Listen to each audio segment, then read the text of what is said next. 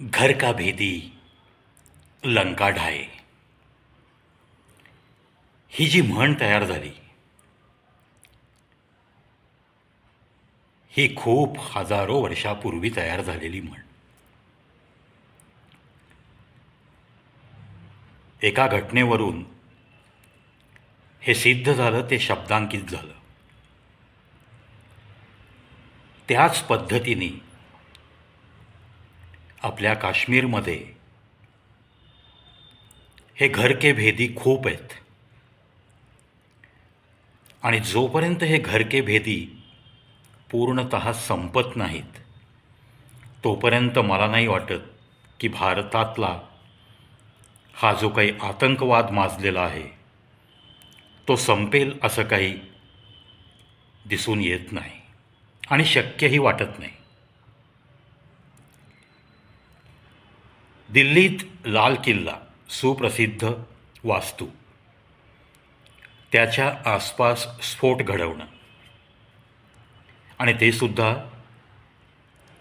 White collared क्रिमिनल्सला हाती धरून आणि त्यातून वैद्यकीय क्षेत्रातले उच्च विद्याविभूषित डॉक्टर झालेले असे मुस्लिम युवक हाताशी धरून अल फलाह युनिव्हर्सिटी सिद्दीकी म्हणून तिथले सर्वेसर्व आहेत ज्यांना नुकतीच आता ईडीने अटक केली. शेवटी अटक करताना काहीतरी स्ट्रॉंग रिझन दाखवावं लागेल. जे कारण अजून सिद्ध झालं नाही त्याच्या आधी जर अरेस्ट करायची असेल तर दुसरा कुठला तरी एक धागा पकडावा लागतो. त्याच पद्धतीने मनी लॉन्ड्रिंग या प्रकरणात 48 लाख कॅश सापडली असा एक ठपका ठेवून त्यांना अटक केलं. युनिव्हर्सिटीचे अजून काही महत्त्वाच्या व्यक्ती त्यांना हाऊस अरेस्ट केलं गेलं आहे. घर का भेदी लंका ढाए असं जे मी बोललो त्या पद्धतीने याचे धागेदोरे काश्मीरपर्यंत, तुर्कीपर्यंत पोचलेले आहेत. मग काश्मीर आता आपल्या हातात आहे. काश्मीरमध्ये कोम्बिंग ऑपरेशन सुरू झालं. अगदी घराघरात घुसून पुरावे गोळा करण्यात आले. इकडे अल फलाह युनिव्हर्सिटीमधल्या 10 डॉक्टरांचे मोबाईल फोन जप्त करण्यात आले.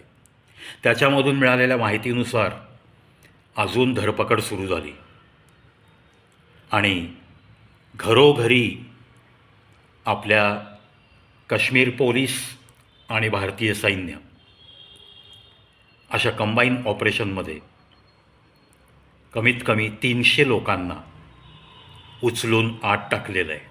चौकशी चालू आहे. ही जी काही मंडळी असतात काश्मीरमध्ये राहणारी, ही फार कमीत कमी पैशामध्ये या अतिरेक्यांना, या जैश ए मोहम्मदसारखी संघटना, इसिससारखी संघटना, अजून कुठल्याही त्यांच्या दहशतवादी संघटना, पाकिस्तान आर्मीचं ज्या ज्या संघटनांना थोडासा छुपा सपोर्ट असतो, अतिरेकी पाठवण्यासाठी त्या सैन्याकडनं मदत केली जाते, अशा अनंत संघटनांना या काश्मीरमधल्या हे जे घर के भेदी म्हणतो मी अशी माणसं नेहमीच मदत करतात. मदत मग ती अगदी ए टू झेड मदत असंच वाक्य मी उच्चारतो. येणाऱ्या अतिरेक्याला कोणत्याही पद्धतीने कोणतीही अडचण आली नाही पाहिजे. त्याला जी कामगिरी सोपवली आहे त्याच्यानंतर त्याला लपण्यासाठी व्यवस्थित जागा मिळाली पाहिजे. लपून बसलेला असताना त्याला लपलेल्या जागी जेवणाचं ताट गेलं पाहिजे. बाहेरचं वातावरण थोडंसं शांत आहे, सैन्याची मोहीम थोडीशी शिथिल झाली आहे असे निरोप त्याला मिळाल्यानंतर त्याला सुखरूपरित्या पुन्हा सीमेपर्यंत जाता यावं इतकी त्याला मदत केली पाहिजे. अशा अटींवर अनेक कुटुंबातले लोक थोड्या पैशासाठी या देशाशी गद्दारी करतात आणि मग या अतिरेक्यांचं फावतं. जेव्हा तुम्हाला हा असा इंटरनल सपोर्ट बंद होईल ना, तेव्हा मग एक शायरी नक्की खरी ठरेल।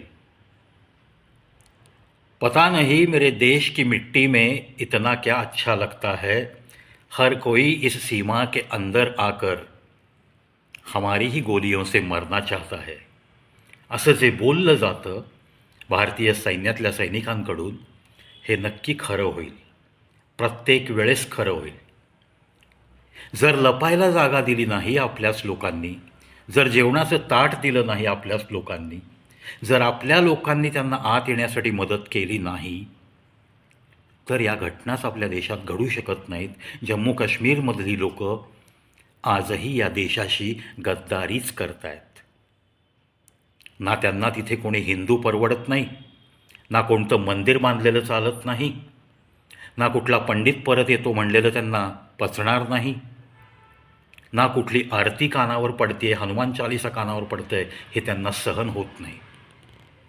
थोडक्यात या देशाचं अन्न खायचं, या देशात पिकवलेलं सगळं अन्न घरामध्ये वापरायचं, या देशाच्या सोयीसुविधा घ्यायच्या, पण याच देशाशी गद्दारी करायची, याच देशातल्या देशवासियांच्या अन्नामध्ये माती कालवायची, याच देशातल्या लोकांना त्यांच्या बायका मुलांसमोर गोळ्या घालून ठार करण्यासाठी अतिरेक्यांना उद्युक्त करायचं, त्यांना मदत करायची, त्यांना पळून जायलासुद्धा मदत करायची। इतका नीचपणा या काश्मीरमधली जनता करते आहे। मी तर म्हणतो ही 300 लोक जी सापडली आहेत ना, मैं तो कहूँगा ये तो बस शोरूम का माल है, पूरा गोडाऊन ही ध्वस्त करना चाहिए। म्हणजेच ज्या ज्या घरातून वंदे मातरमला विरोध होईल, ज्या ज्या घरातून ही मानसिकता असेल की पाकिस्तान जिंदाबाद, भारत मुर्दाबाद असं म्हणण्याचं धारिष्ट्य असेल, त्या प्रत्येक घरावर बुलडोझर फिरवून त्या प्रत्येक घरातल्या व्यक्तीला या मातीत गाडलं पाहिजे, असं मी परखड वक्तव्य करतो आहे।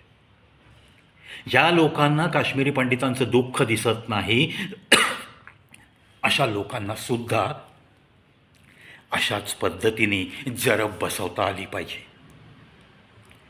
ज्या लोकांना पंडिताच्या मुलीवरती, पंडितांच्या बायकांवरती अत्याचार झाले ही घटना खोटी वाटते, अशा सेक्युलर लोकांनासुद्धा यांच्यासोबतच मातीत गाडलं पाहिजे। अशीच परिस्थिती या देशात नक्की निर्माण झाली आहे, असंच मला एक वाटतं।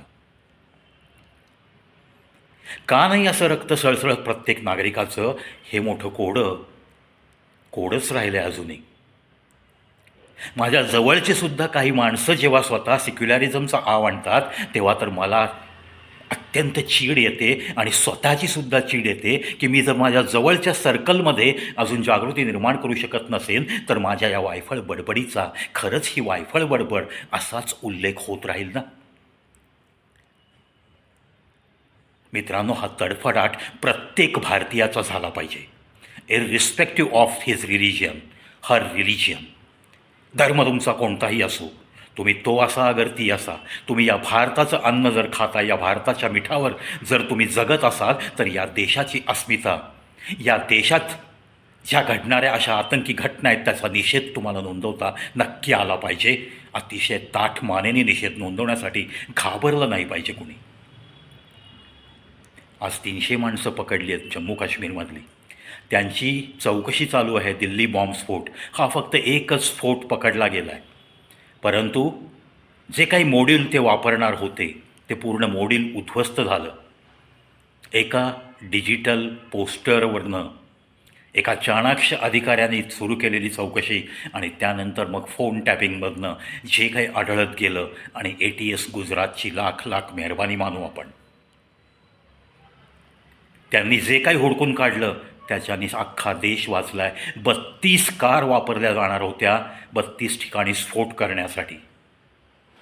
3000 किलो RDX हे फक्त आत्ता सापडलं आहे, अजूनही लपलेलं RDX किती आहे काय माहिती नाही।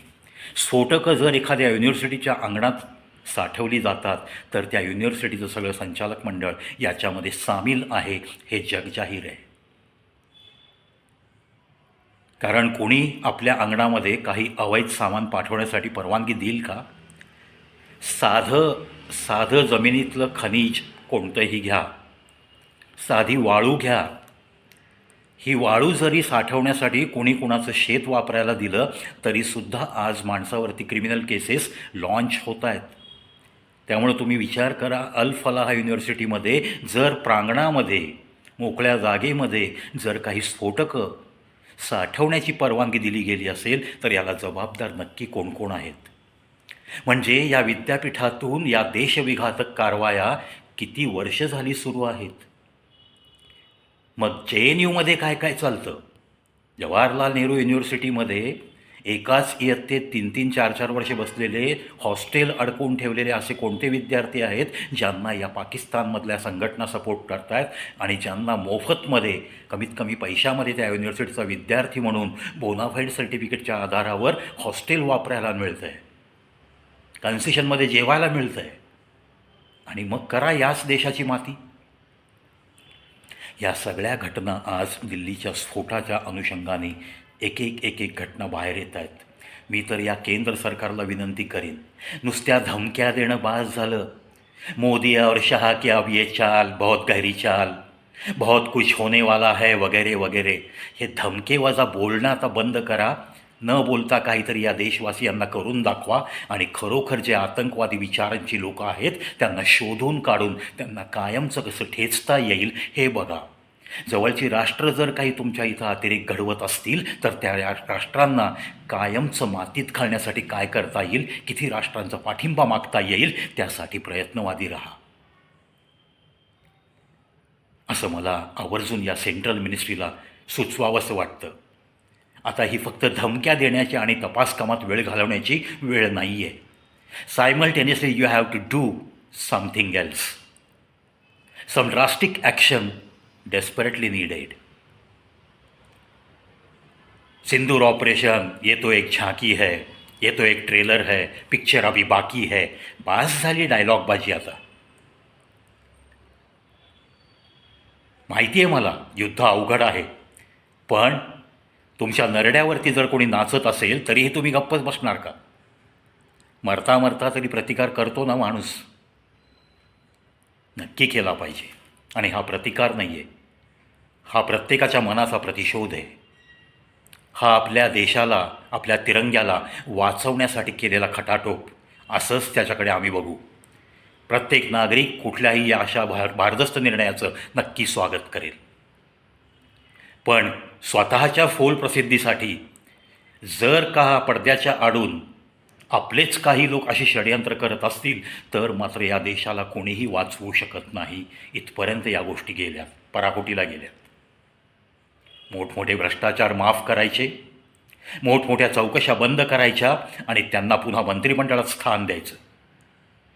मोठमोठे प्रोजेक्ट जोपर्यंत सत्ता हातात आहे तोपर्यंत डिक्लेअर करायचे, भले तो मेट्रोचा प्रोजेक्ट असो, भले तो कुठलाही रिंग रोडचा प्रोजेक्ट असो, भले कोणत्याही नॅशनल हायवेचे प्रोजेक्ट असो, भले शहरातले कोणते रस्ते असो. मग मातीवरती डांबरीकरण केलं तरीही तो ठेकेदार सुटतो काय, तर 1 लाखभर दंड भरून सुटतो. हजारो कोटीचा भ्रष्टाचार माफ केला जातो आणि पुन्हा उपमुख्यमंत्रीपद दिलं जातं. लाजिरवाण्या गोष्टी या देशात चालू आहेत. या सगळ्या अशा गोष्टींसहित शेजारच्या राष्ट्रांनासुद्धा जरब बसली पाहिजे. त्याच्यासाठी आधी आतला अंधार दूर केला पाहिजे आणि मग शेजारच्या राष्ट्रावर आक्रमण केलं पाहिजे. त्याशिवाय शहीद झालेल्यांना न्याय मिळाला, शहीदांच्या परिवारांना न्याय दिला असं मला तरी वाटत नाही. एक सैनिकाचा मुलगा इतकी तडफड करून बोलतोय याचा तरी काहीतरी विचार व्हावा, असंच मला दिक्षून सांगावंसं वाटतंय. जय हिंद, जय भारत.